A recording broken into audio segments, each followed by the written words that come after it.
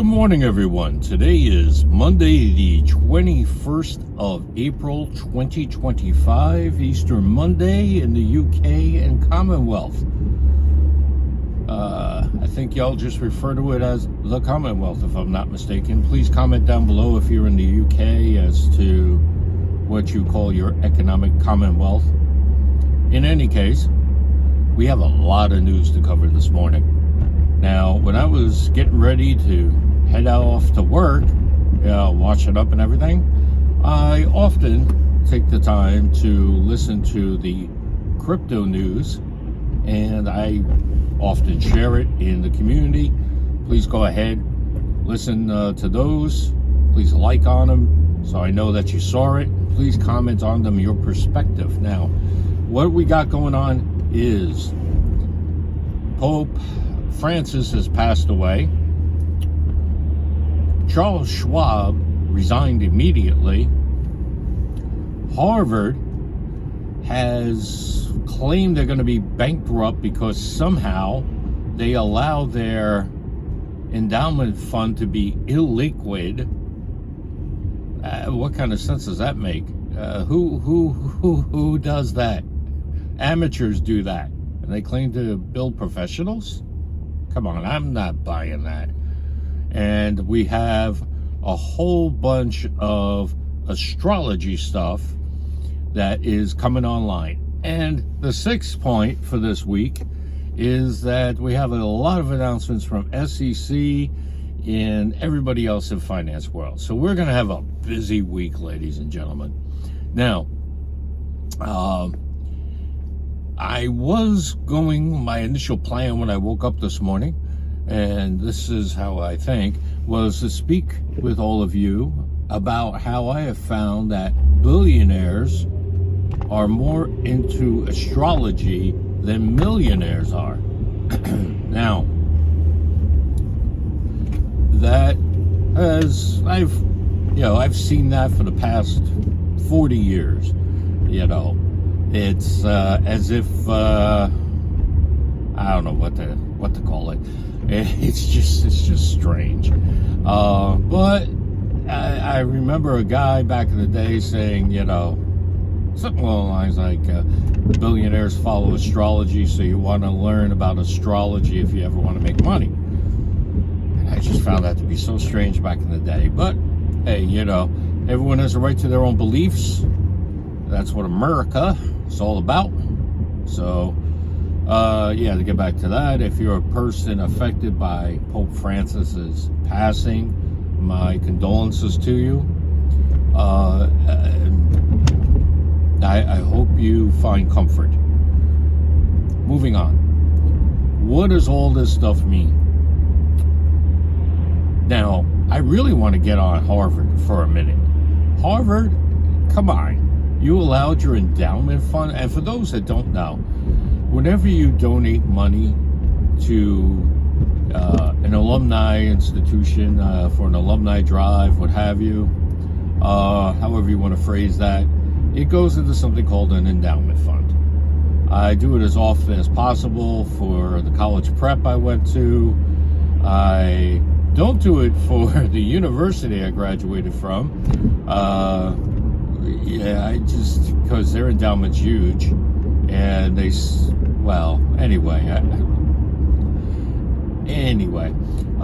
and I did for my institution where my associate's degree, and yes, I went to community college, and the community college I went to was awesome, with awesome professors. So, don't be willing to rip on community colleges too much. I did get faculty honors from there. It's a whole thing. High GPA. You can learn a lot at good community college, ladies and gentlemen. And then I transferred, eventually ended up at my university, and I noticed an uptick in my LinkedIn, so you know where I went to, because our information is out there. But in any case, and I don't answer phone calls from people I don't know, so you got to leave a message on there. Anyway, let me move on before half of you hang up on me. anytime, this ties into staking, which is one of the other things I wanted to talk about. Now, staking allegedly is coming online eventually. Some people say it's soon, who knows, for XRP. Now, as for QNT, they're not a crypto. So I'm not so certain about if they have staking or not. You know, if people like third parties claim you're staking, I'm not sure if you really are staking, because staking is a mechanism of validation for transactions. So if they're just taking your QNT and doing arbitrage trading, for example, where they get a profit off the difference by leveraging, that's not staking. That's just almost gambling. So if you're going to do something like that, really research them out. Especially when you're surrendering to them your QNT to play with. They could lose everything, and so could you. But if you're someone experienced with Ethereum staking, you know that a lot of times there is a lockup. Now, lockup times are when you put your particular asset under their custody and full control for a certain period of time. You know, that is a risky proposition. I believe it was Axelar had it for just 1 week where you're stuck. They have it. They can do whatever they want. Please double check that, ladies and gentlemen. I'm doing that off the top of my head. Well, I like the Axelar project a lot. Anyway, I digress.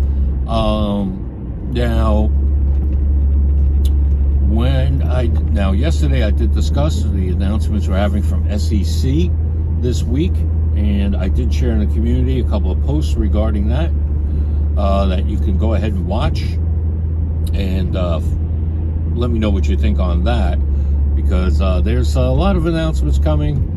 They're going to have a direct and indirect effect on XRP and other cryptocurrencies. And it's interesting, it's happening the same week as we're having what is referred to as the smiley face in astronomy and astrology world. Now, what's the smiley face? That's when two planets in their position make up the eyes, and the lower half of the moon makes up the smile, the smiling mouth part. So it looks like a smiley face. Okay. Perhaps in olden times, people thought that was the gods smiling down on them. I don't know. It's just mathematically something that happens, and it's going to happen on other planets as well. So it's not that it is significant. What it is that others think it's significant. And that is the point, ladies and gentlemen. What do others think is significant? And that determines, if those others are power players, if, the ebb and flow of things happens. So a lot of this is about ebb and flow, and that's the velocity of value, the velocity of money, as we say in economics. So moving on from that, we covered the SEC, we covered the astrological and astronomical events. We've covered Harvard because you just don't leave your funds illiquid. What does that say? Does that say that Harvard was dependent upon the government money? That's welfare. And it just makes no sense to me that they would have an illiquid fund. Perhaps hedge fund managers require that? No. I don't care what the return is. It's my asset. It's just, there comes a point where you got to limit yourself. And that's a hard pass for me. Indefinite illiquidity? No. So I could harp on that for a while, but let's flush that away. Shortly after the passing of Pope Francis, now I know there's a lot of tinfoil hats going on with that. And for those that don't know the expression, there are a lot of conspiracy theories, and the term conspiracy theory was developed by the CIA. They owned up to it, that they developed it, and it was part of a psyop to discredit investigators. I do believe it was in the 60s or 70s when they started it, and I want to say it was the 70s or 80s when they admitted it. Please double check and comment down below. Now, let's use the term conspiracy hypotheses that are out there cover quite a bunch of things when it comes to Pope Francis, and then you can go into a rabbit hole for hours about black pope, white pope, gray pope, and all this other stuff. And if you got nothing better to do, fine, have at it, but that's a deep rabbit hole with a lot of speculation. So now that would tie in, if you follow conspiracy theories, to Mr. Schwab, Klaus, resigning. Very oddly, he's resigning effective immediately. Very odd. And this was announced right after passing of Pope Francis. Now, that could be a coincidence, but let's say it is first. Does that tie into the astrological things and what these people believe with that? Could be. Why does Klaus wear that very odd black and gray outfit quite often? Is he sick and he's trying to be stylish, covering like some kind of physical malady? Perhaps. And I don't wish sickness on anybody, but let's just leave that there. Now, let's try to tie this all in. We have a lot of changes going on this week. We have a lot of foreboding, we'll call it, about those changes, saying that it means this, that, and the other thing. When speculation runs rampant, people panic. And it's that statement from Wall Street that I brought up in Max's interview of me. And it's that essentially bulls make money, bears make money, pigs get slaughtered. And that is a very old and important saying for anyone who's an investor. It applies to multiple institutions and investors. It's done that for decades. I want to say at least a century. I would say that expression goes back even further than the 1920s. So, don't be a pig about this. And, because you might want to overbuy because of all these signals. Please try not to overbuy, ladies and gentlemen. This is a great time to make money. And it ties into something that keeps popping into my head. I'm not claiming to have visions or anything else. Like you got like a whole bunch of YouTube channels out there that claim divine visions.